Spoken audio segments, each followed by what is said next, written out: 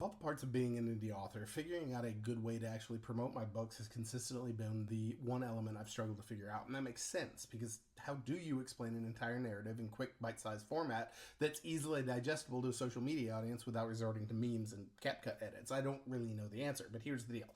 I'm an author that's published 3 standalone books in a fantasy series, and I'm going to try to describe the plot of all 3 in less than 3 minutes, so here we go.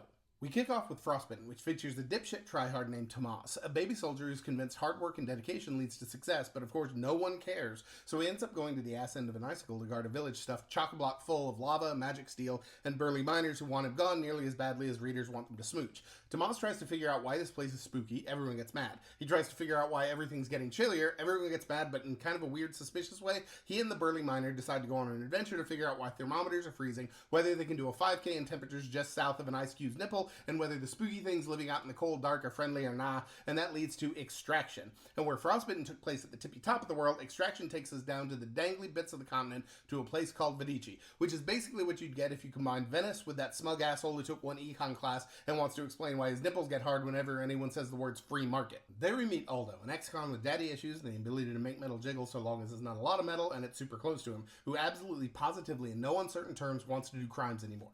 Anyway, he does crimes. It goes bad. He gets bullied into going on a road trip up north to see his dad, pretend like everything is cool, and snoop around a cattle ranch owned by the nightmare slub child of Jeffrey Dahmer and Billy Graham in order to figure out how to robble his way back to the city with a fistful of super special bull semen. And all he has to do is be fucking cool for like a second.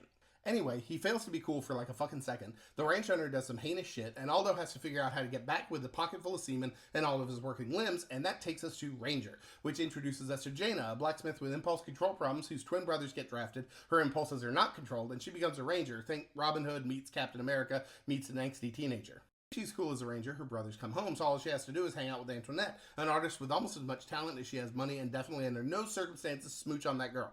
Anyway, she smooches on that girl, who is definitely an artist and not actually a spy. The two of them fall ass over tea kettle while the world does a nosedive into a music festival porta potty. They have to confront Antoinette's terrifying grandmother, and they have to figure out a way to bring Jaina's brothers Tweedledum and Tweedledummer back home before things go sideways in the worst way.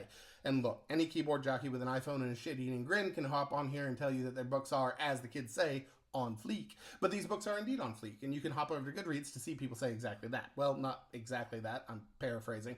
If those sound cool, you can check them out in all the usual places, and if they don't, man, I don't know, maybe try Da Vinci Code. A lot of people seem to like that shit.